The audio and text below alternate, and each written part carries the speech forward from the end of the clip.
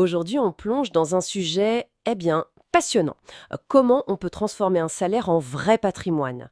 On s'inspire d'idées de Robert Kiyosaki. Oui, bonjour. L'idée, c'est de décortiquer 7 actions, vraiment concrètes. Exactement, pour que l'argent travaille pour nous et pas l'inverse. On vise 2025 comme point de départ. Attention, pas de formule magique ici. Non, c'est clair.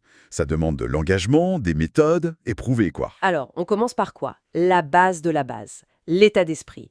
Changer sa vision des choses. Hmm, Passer du j'ai pas les moyens à comment je pourrais me le permettre. Une approche plus orientée solution, tu vois. Tout à fait. C'est fondamental. La source dit que notre compte en banque, en gros, c'est le miroir de notre mentalité. Ce lien entre pensée et argent est assez fascinant. C'est ça. Et s'entourer de positifs, ça aide. Un peu comme au poker, hein. De bonnes cartes, c'est bien, mais c'est l'état d'esprit qui fait la différence. Oui, mais concrètement, comment on fait ce switch mental? Surtout quand on a la tête dans le guidon, les factures. Bonne question. La source suggère beaucoup l'influence de l'entourage, des lectures, des infos qu'on consomme. Et ça nous amène direct à la deuxième étape, très terre à terre. Maîtriser ses dépenses. Ah, le nerf de la guerre. Carrément. Savoir où va chaque euro, faire un inventaire, quoi. Couper le superflu, les abonnements oubliés. Les cafés à emporter tous les jours. Voilà, l'exemple des 200 euros par mois, ça parle. L'idée, c'est de vivre un peu en dessous de ses moyens.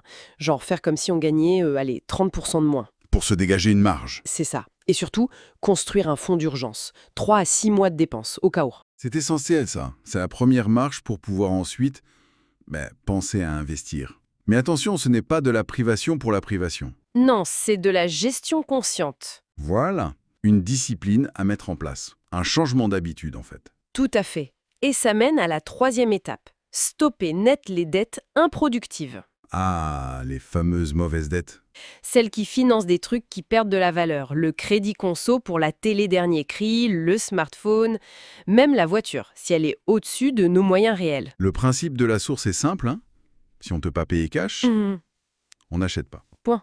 Et si on a des crédits en cours, on rembourse d'abord ceux avec les taux les plus élevés. Logique. Oui, cette distinction entre dette productive, genre pour un investissement immobilier qui rapporte, et improductive, est super importante. Mm. Même si, attention, une dette dite productive, ça comporte aussi des risques. Faut pas l'oublier. Le vrai truc ici, c'est le coût d'opportunité.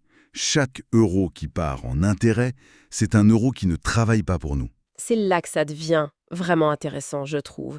Quatrième étape, sortir du piège du salariat unique. C'est-à-dire, Multiplier ses sources de revenus. Parce que le salaire, c'est échanger du temps qui est limité contre de l'argent. La vidéo cite cette stat. Les riches auraient en moyenne 7 sources de revenus. 7 carrément? Ouais. Alors, comment on fait? On identifie ses compétences, même petites, et on essaye de les monétiser. Freelance, créer du contenu, un petit e-commerce. L'idée est bonne, mais comment c'est petit, c'est sage.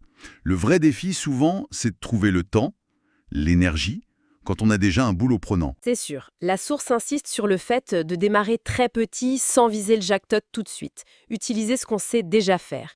Et ça nous amène à l'étape 5, devenir un investisseur. Et pas juste un épargnant. Exactement. L'argent qui dort sur un livret A avec l'inflation, il perd de la valeur. Il faut le mettre au travail. Donc s'éduquer, comprendre ce que c'est un ETF par exemple, Oui, c'est fonds diversifiés, pas chers, ou regarder l'immobilier. Et surtout, investir régulièrement. Pas tout d'un coup.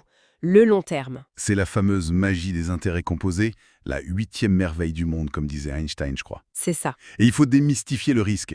Souvent, on a peur d'investir, mais ne rien faire, laisser l'inflation grignoter notre épargne, c'est un risque aussi. Peut-être même plus grand à terme. C'est une excellente remarque. D'où l'importance de la sixième étape, développer son intelligence financière. C'est un muscle, ça s'entraîne. Lire, se former. Oui, lire des classiques comme Père riche, Père pauvre, juste pour bien piger la différence entre un actif qui met de l'argent dans notre poche et un passif qui en sort. C'est la base. C'est comme apprendre à conduire sans savoir où est le frein.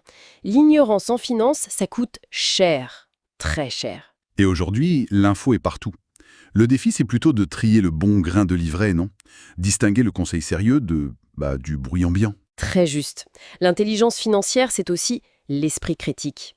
Et on arrive à la dernière étape, la septième, la patience et la persévérance. Stratégique, Ah, la nuance est importante. des objectifs et savoir ajuster le tir en cours de route, comme un GPS. Faut pas papillonner d'une idée à l'autre tous les 3 mois. Exactement.